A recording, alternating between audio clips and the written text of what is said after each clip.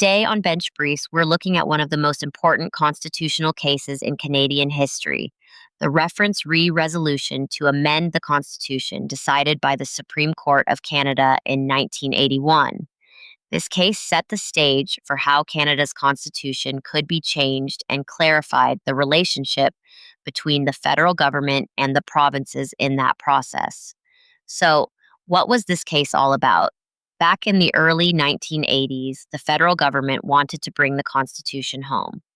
At the time, Canada's Constitution was still technically an act of the British Parliament, and the federal government aimed to patriate it.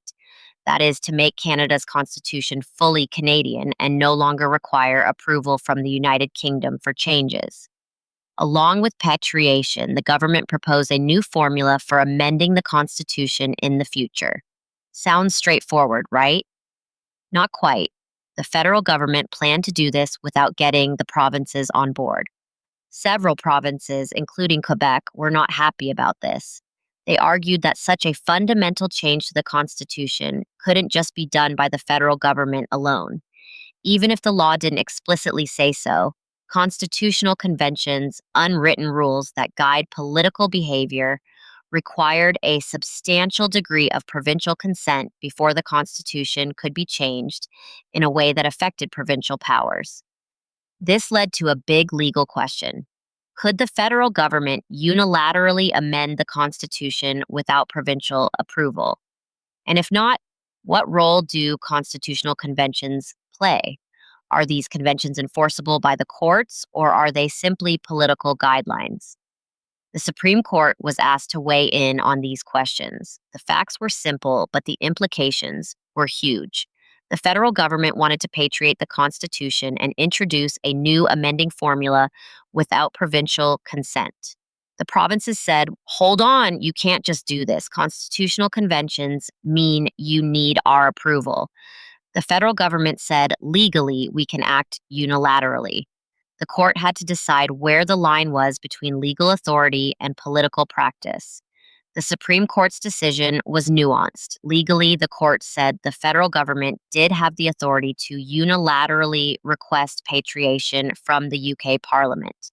There was no written law preventing it. However, the court also recognized the importance of constitutional conventions. These conventions, while not legally enforceable, are fundamental to how Canada's political system works.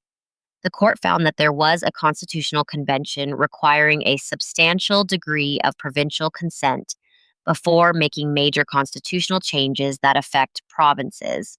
In other words, the court said yes, the federal government could technically act alone, but doing so would violate important political norms that had developed over time. The court also clarified that it was not the role of the judiciary to enforce these conventions with legal penalties.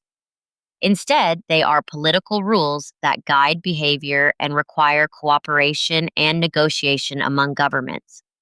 Why does this case matter? It's a landmark decision that highlights the unique nature of Canada's Constitution, not just a legal document, but a living framework shaped by both law and political practice.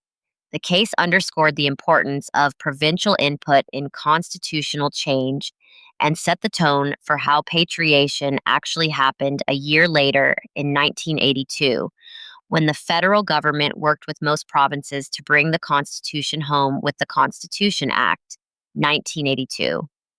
This case also teaches us about the balance of power in Canada's federal system and the role of unwritten conventions in our democracy.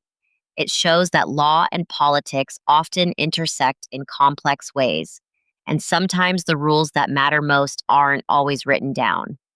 Thanks for listening to this episode of Bench Briefs. Join us next time as we explore another fascinating case that shapes Canadian law and society. See you then.